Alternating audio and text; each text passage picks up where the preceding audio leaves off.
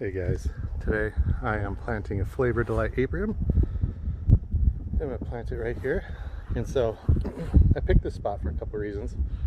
One, primary reason is because right next to my apricot tree. This is a Katy apricot that's been in the ground about 3 years, almost 3 years. And the apricot will cross-pollinate with this Flavor Delight Aprium. So these things should be, I'm hoping, flowering around the same time, and they should kind of benefit each other as the flowers pop out and the bees pollinate. But being that this is in a pot, this one looks to be just a little bit ahead of schedule. So in year one, there's probably not going to be a lot of cross-pollination, but if you do have an apricot tree nearby, they will cross-pollinate with your Flavor Delight Aprium. So you can see this one's not quite, it's not waking up yet.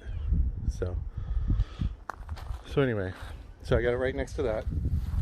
The hole, so I prepped this hole a couple years ago, just in anticipation of planting this particular tree here. And so when I dug it, I made this thing probably about 4 feet, maybe 3.5 feet by 3.5 feet, and then I dug down about 3 feet. So if you have clay soil, just a pro tip, when you're digging a hole, so if you go to the nursery and you say, hey, how do I plant this tree? The nursery is just going to tell you, dig a hole that's about twice the size of the pot, and then about the depth of the pot. They're going to tell you not to dig any deeper than that.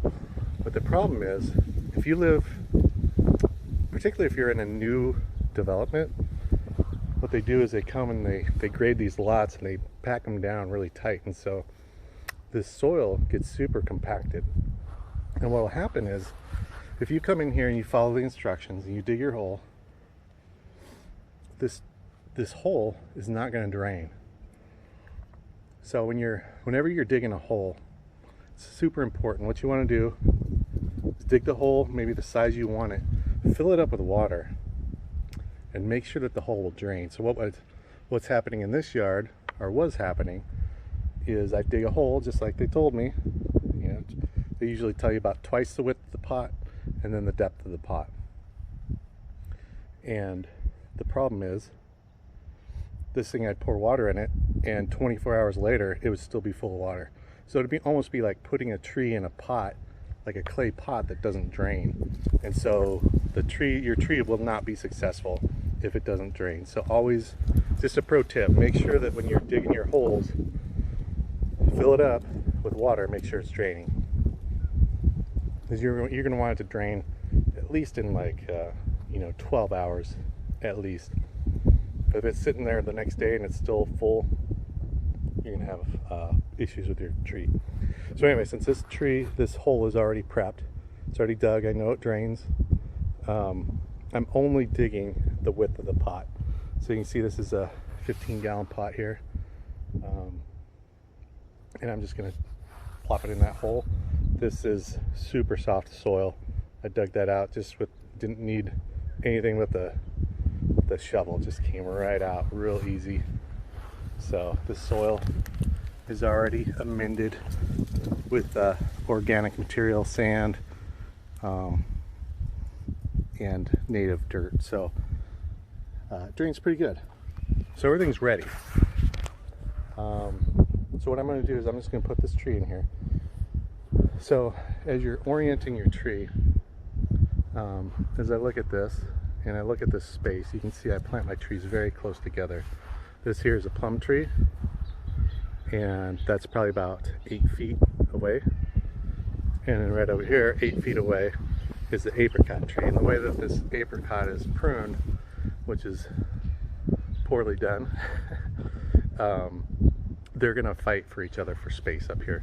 So there's not a lot of space. You can see that these two are already almost touching, but I'm going to come in here and I'm going to prune this apricot in May because I've got some issues with it. Just the way it's grown. It's kind of weird. 50% of the tree is on this one branch. So I got to take care of that. Sorry about the wind. It's just getting kind of windy today. So So when you're orienting your tree, you just kind of want to look at the space that you have. So in my case, I've got kind of I like the structure of it. It's going to have 4 main leaders going up, and the 2 bigger ones, I'm going to orient it just like this, so that the branches kind of fill out this way a little bit better. So then once I have that pruned, you can see the plum tree doesn't take up a ton of real estate. It kind of has more of an upright growth habit, whereas these are going to grow out a little bit more. My apricot definitely does. So I'm going to get this in the ground. Another thing, because this way over here is the east, so the sun's going to be kind of coming down like this, and it's going to be beating down this side of the tree. And so one of the things I like to do when I'm planting these trees is, you can see the graft union here. I put that on the back side so that in the middle of the summertime, as the sun is beating down on this thing in the evening, it's going to be protected a little bit. I'm also going to wrap the trunk up to protect it. So I'm not going to do a ton of amendments, but I will put some micro-rise in the base. I am going to mix in some fertilizer and some azomite rock dust. That's all I'm going to do. And then I'm going to get this guy in the ground, and then I'll come back to you and show you what it looks like.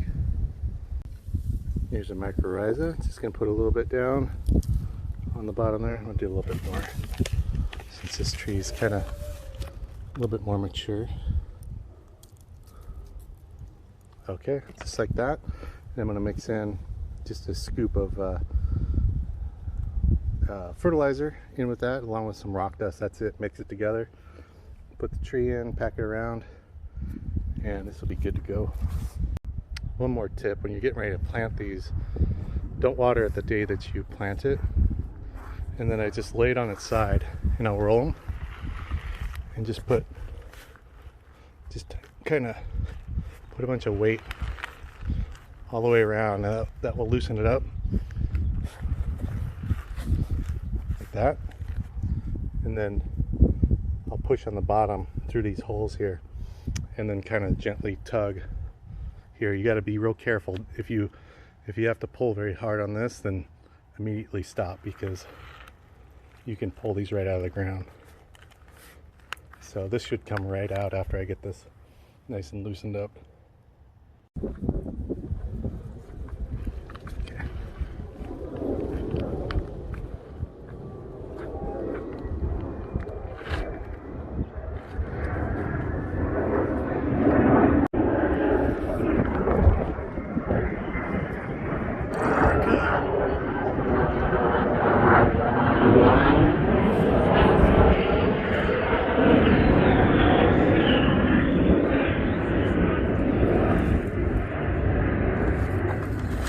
See how wet that is.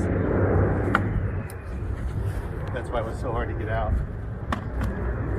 So now I'm just going to place it in the hole. And again, if this has any give in it, you don't want to do this.